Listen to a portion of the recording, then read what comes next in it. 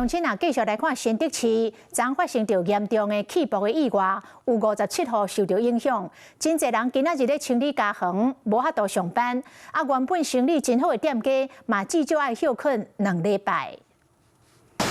鐵門落落個破去，鐵皮厝頂敢若會當先頂佇咧門口。不管是住家也是店面，怎啊像破一空，根本袂堪喺規棟樓的重量，內底外口攏嚴重受損，燈的燈，喙的喙，全部攏敢會當暫時囥的單清溫。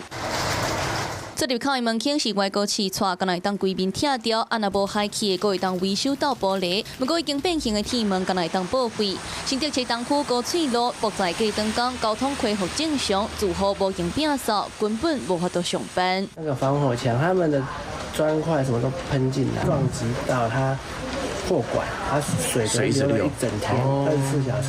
若是徛街，阮若當透天，攏是開店做生意，也是公司的辦公室，熊熊爆炸，原本的工作進度全亂去。隔壁的麵攤啊，他們的那個天花板都掉下來了。那個每到上班時間的中午時段，都是生意超好的，對，都是裡面都是客滿的。那他們這2個禮拜的營業損失是難以估計啊，沒辦法出去工作而已啊。但今天還要修裡面啊。感情上要緊的就是恢復正常，不過有厝無法度轉去，也是生意受到影響的，攏真煩惱後續，敢會求無賠償。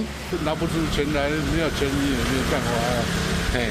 你能讓他沒有錢你能怎樣？有保險公司處理啊，公共跟火災都有，保險公司也是等鑑定。市府除了協助店家甲住戶，同時嘛加速查清爆災原因，找到負責便當店的亞速行業者。瓦斯比空氣重，它不會洩漏到2樓跟3樓去，因為我的管線跟瓦斯鋼品全部都在1樓，有達到爆炸下限，代表我的警報器一定會響，沒有響，所以代表我的桶裝瓦斯應該是沒有洩漏的。雖然亞速行業者無認為爆災原因是亞速桶的問題，不過消防局初步判斷是串接亞速桶，講線不明原因破去，也是別開，才會佇咧短時間內大量漏亞速。會調考過進一步查清調水關鍵。